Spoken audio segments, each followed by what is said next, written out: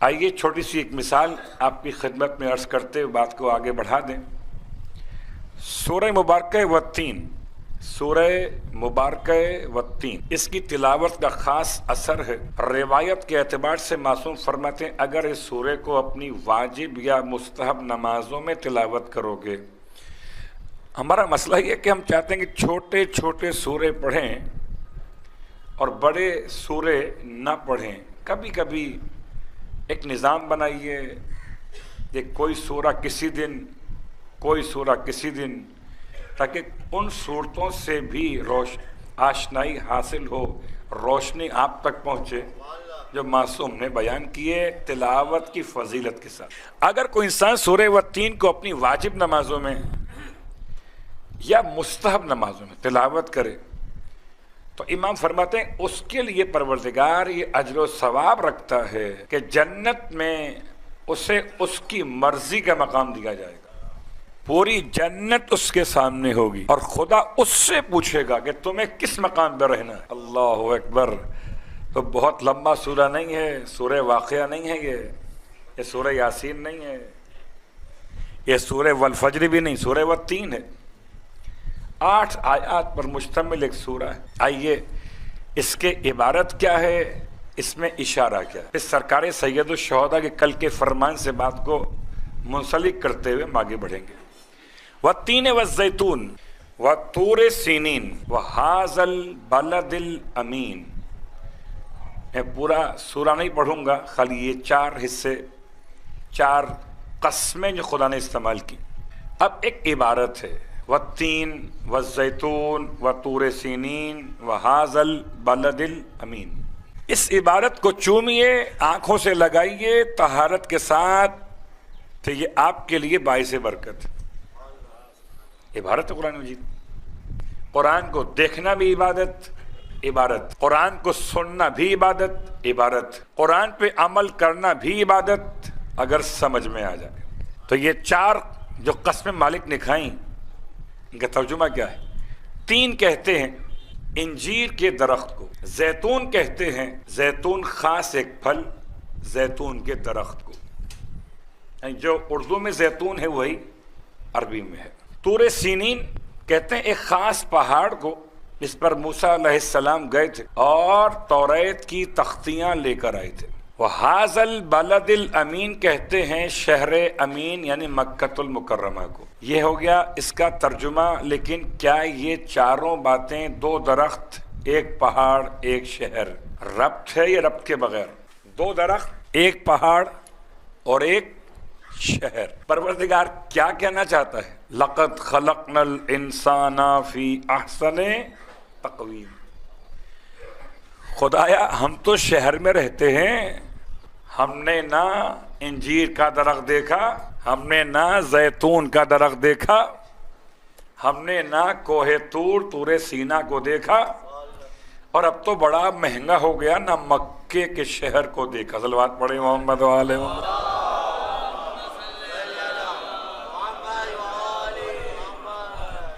تو پروردگار یہ 4 قسمیں کھائی ہیں بغیر ربط کے، کیا آپس میں تعلق ہے؟ انجیر کیا ہے، زیتون کیا ہے، طور سینین کیا ہے، بلد امین کیا ہے؟ اور پروردگار اگر ربط کے بغیر قسم کھائے تو خلاف فصاحت و بلاغت ہے، اور وہ مالک فصاحت و بلاغت کا پروردگار ہے۔ جس کا بندہ علی جیسا ہو، اس کے خطبے بلاغت کا راستہ سمجھائیں، جو علی کا رب ہو، جس کے الفاظ فصاحت کے باب کھول دیں، اسے خبر نہ ہو کہ فصاحت کیا ہے، بلاغت کیا ہے، یہ 3 کیوں کہہ دیا، زیتون کیوں کہہ دیا، طور سین کیوں کہہ دیا، بلد امین کیوں کہہ دیا، اور قسم کھائی انسان کی۔ لقد خلقنا الانسان بیان کیا انسان کو۔ آئیے اس کو آسان کرتے ہیں۔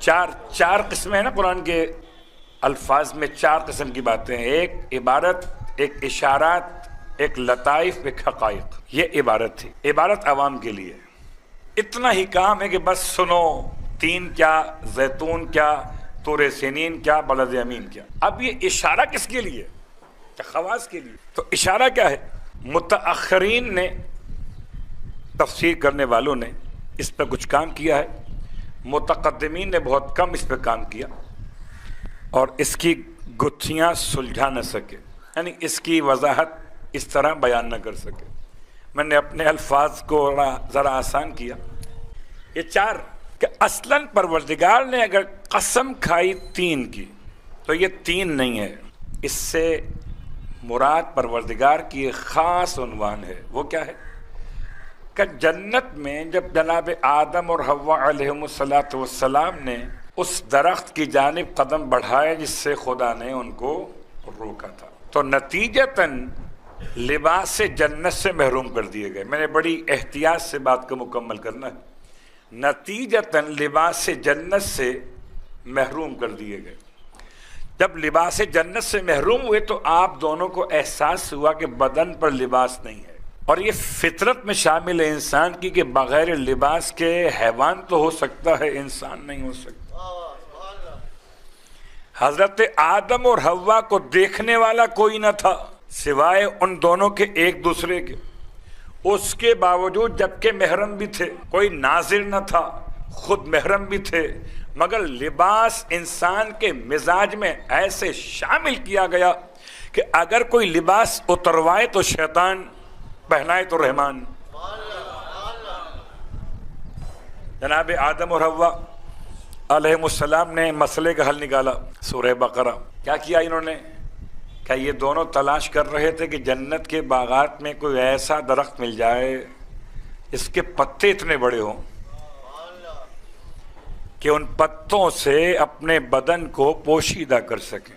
آج بھی بعض ایسے اقوام شاید مل جائیں کہیں دور دراز میں کوئی کہ جو لباس سے ابھی تک ناآشنا ہوں اور پتوں سے بدن کو چھپاتے۔ حضرت آدم اور حوا علیہم السلام نے جنت میں جس درخت کے پتے کو توڑ کر اتنے بڑے بڑے تھے، من ورق الجنہ، جنت کے درخت کے پتے، کہ ان سے اپنے بدن کو پوشیدہ کیا۔ یہ ہے اصلاً اشارہ، اور قرآن مجید نے درخت کا نام نہیں بتایا۔ کتاب توریت میں اس درخت کا نام ملا درخت انجیر۔ اب سمجھ میں آیا؟ والتین اصلاً یہ درخت کا عنوان نہیں ہے بلکہ عہد آدم کی قسم کھائی جا رہی ہے، تو ایک عبارت ہے، ایک اشارہ۔ اب آئیے آگے بڑھیے۔ والزیتون، پروردگار نے قسم کھائی زیتون کی۔ زیتون یعنی ایک اولیو، ایک پھل، اس سے مراد کیا؟ یا اس پھل کا درخت، کیا مراد ہے اس سے؟ تو ایک ہو گیا ظاہر، ایک ہے باطن۔ باطن نہیں، اشارہ، باطن اور ہے۔ اور اس اشارے کے لیے اب آئیے تلاش کی۔ جناب نوح علیہ السلام کا زمانہ ہے، اور نوح علیہ السلام کشتی میں اپنے خالص مومنین کو بٹھائے ہوئے جا رہے ہیں، اور قبلہ کشتی کا سفر کچھ وقتوں کے لیے تو اچھا لگتا ہے، لیکن اگر مسلسل ہو جائے تو بوریت بھی ہو جاتی ہے۔ یہ صرف مثال کشتی کی نہیں ہے بلکہ اور بھی بہت سی مثالیں ہو سکتی۔ اب اتنا پانی تھا، اتنا پانی کہ پہاڑ ڈوب چکے تھے، یعنی سطح زمین ختم ہو چکی تھی نگاہوں کے سامنے سے۔ اتنا پانی تھا کہ پہاڑ پانی کے اندر ختم ہو چکے تھے، یعنی ڈوب چکے تھے، دکھائی نہیں دے رہے تھے۔ وہ ایک ہی پہاڑ تھا بڑا والا جس پر کہا تھا سورہ ہود کے الفاظ کے مطابق جناب نوح علیہ السلام کے ایک بیٹے نے جب بابا نے کہا کہ آؤ بیٹا بیٹھ جاؤ ہمارے ساتھ، تو کہنے لگا نہیں، مجھے یہ پہاڑ بچا لے گا۔ پتہ نہیں کیا بات ہے کہ جو نبی سے بھاگتا ہے اسے پہاڑ مل جاتا ہے۔ اب بچائے نہ بچائے اور بات ہے بھائی، جسے نبی سے بھاگنا ہو اسے پہاڑ مل جاتا ہے، چاہے پہاڑ بچائے یا نہ بچائے۔ تو کسی کو بچایا ہوگا، اس کو نہیں بچایا۔ تو اگر پہاڑ اونچے ہوتے تو یہ بچ جاتا نا۔ اس کا نہ بچنا بتاتا ہے کہ اتنا پانی تھا کہ پہاڑ پانی میں بالکل پوشیدہ ہو چکے تھے۔ جب پہاڑ پوشیدہ ہو گئے تو درخت کہاں بچیں گے؟ میں آپ کو کہیں پر لے کے جا رہا ہوں آہستہ آہستہ۔ اتنا پانی ہے کہ پہاڑ دکھائی نہیں دے رہے تو درخت بھی آنکھوں کے سامنے سے اوجھل ہو گئے۔ اتنا پانی کہ صرف کشتی چل رہی ہے، تا حد نگاہ صرف پانی اور صرف پانی۔ ایک دن جناب نوح علیہ السلام کے بعد ساتھیوں نے جملہ کہہ دیا، اللہ کے نبی اب تو بوریت ہو گئی، کہیں کچھ دکھتا ہی نہیں سوائے پانی کے، کچھ تو دکھائی دے، کوئی درخت دکھائی دے، تو زمین تو دکھائی دے کم از کم۔ اس کا مطلب ساتھی کبھی بھی قابل اعتبار نہیں رہتے۔ کشتی میں چل رہے ہو، کھانا پینا مل رہا ہے، نبی کے ساتھ ہو، پریشانی کس بات کی؟ بات پڑھے محمد والے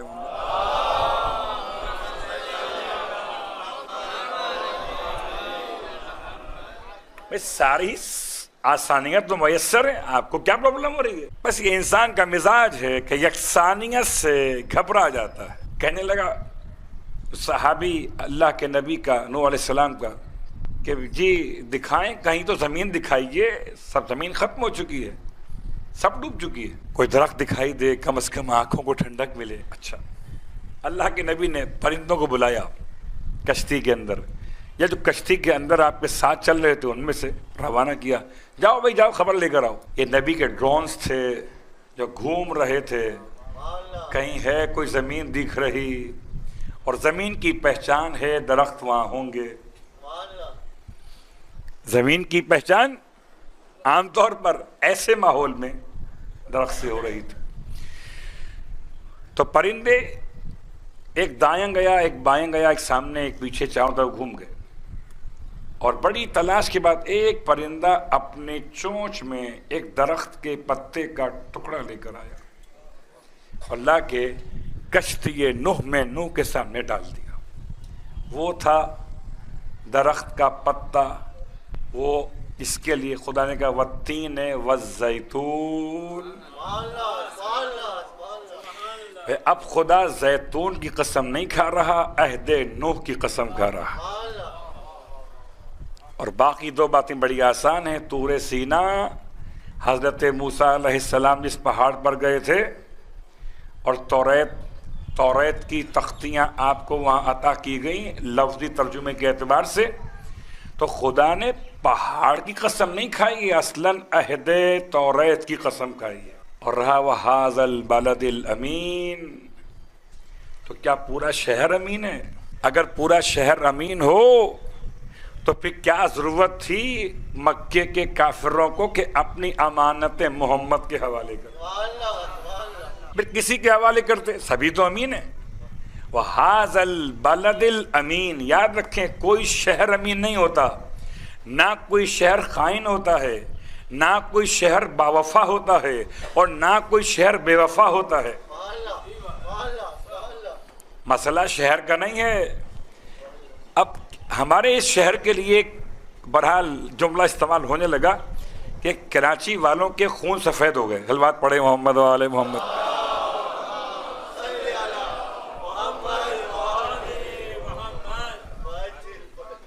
بھائی آپ سے بڑی معذرت کہ یہ جملہ میں نے استعمال کیا اس لیے کہ حیدرآباد سے ایک صاحب آئے ہوئے تھے، میر بخار سے آئے ہوئے تھے، کہیں اور کسی علاقے سے آئے ہوئے تھے۔ اب وہ صبح فون کرتے ہیں تو آپ مصروف، شام کو آپ مصروف، وہ پریشان ہو گئے، گھر میں آ بھی گئے تو آپ نہیں مل رہے، تو انہوں نے کہہ دیا کہ عجیب شہر ہے۔ تو شہر کا خون سفید نہیں ہوتا، نہ شہر باوفا ہوتا ہے، نہ شہر بے وفا ہوتا ہے۔ سٹیز جب شہر کی صفات ہی نہیں ہیں تو کیا خدا کو نہیں معلوم تھا؟ وہ کہہ رہا ہے هَذَا الْبَلَدِ الْأَمِينَ، سمجھیے تو صحیح کہ خدا کی نگاہ میں شہر کوئی ہوتا ہی نہیں ہے، اس کو ہی خدا شہر کہتا ہے جہاں محمد کا وجود ہو۔ یہ تمہارا شہر اور ہے۔ جب بات شہر پہ آ گئی تو سن لیجئے سرکار ختمیہ مرتبہ صلی اللہ علیہ وآلہ وسلم،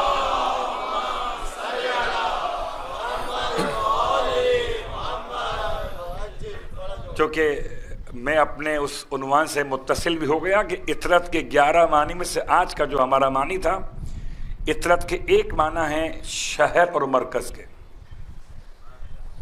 خود بخود بات وہاں تک پہنچ گئی تو میری زحمت آسان ہو گئی۔ اطرت کے 11 معنی میں سے ایک معنی ہے شہر اور مرکز۔ اللہ کے رسول نے ارشاد فرمایا، متفق علیہ حدیث، اسے تمام صاحبان اسلام نے بڑی محبت کے ساتھ یاد رکھا۔ وہ الگ بات ہے کہ حدیث کو یاد رکھا، مقصد حدیث بھول گئے. انا مدینۃ العلم وعلی بابھا. سب کو زبانی یاد ہے ماشاءاللہ سے. لفظ مدینے کا ترجمہ کیا ہے؟ شہر. وہذا البلد الامین. بلد مانے شہر، قریہ مانے شہر، مصر مانے شہر. تو کیا سارے شہر برابر ہیں؟ اردو میں مجبوری ہے کہ سب کو شہر کہتے ہیں. عربی میں فصاحت اتنی ہے کہ سب کو الگ الگ ناموں سے یاد کیا جاتا ہے. ویسے کہیں اور بلد یاد آئے نہ آئے آپ کو، یا تو لفظ بلدیہ سے بلد یاد آئے گا یا سید محمد کے نام سے بلد یاد آئے گا. ذرا سی خالص اردو میں بات ہو گئی. بلدیہ اور بلد. بلد کا مطلب ہے کوئی ایسی چھوٹی سی آبادی جسے گاؤں گوٹھ وغیرہ کہیے، کہ جہاں 2-4 دکانیں ہوں، کوئی اسٹاپ بنا ہوا ہو، مسافر آ کے رکتے ہوں. یہ ہمارا موضوع بحث نہیں ہے سوائے لفظ امین کے. اللہ کے رسول نے اپنی حدیث میں لفظ کو استعمال کیا. اللہ کے رسول آپ فرماتے کہ انا قریۃ العلم وعلی بابھا، انا مصر العلم وعلی بابھا. نہ آپ نے قریہ فرمایا نہ مصر فرمایا، فرمایا تو مدینہ فرمایا. تمہیں کیا خبر کہ قریہ بھی شہر ہے؟ مگر قریہ اس شہر کو کہتے ہیں کہ جو اپنی ضروریات خود پوری نہ کر سکتا ہو. قریہ اس شہر کو کہتے ہیں جس میں کوئی فیکٹریز نہ ہوں.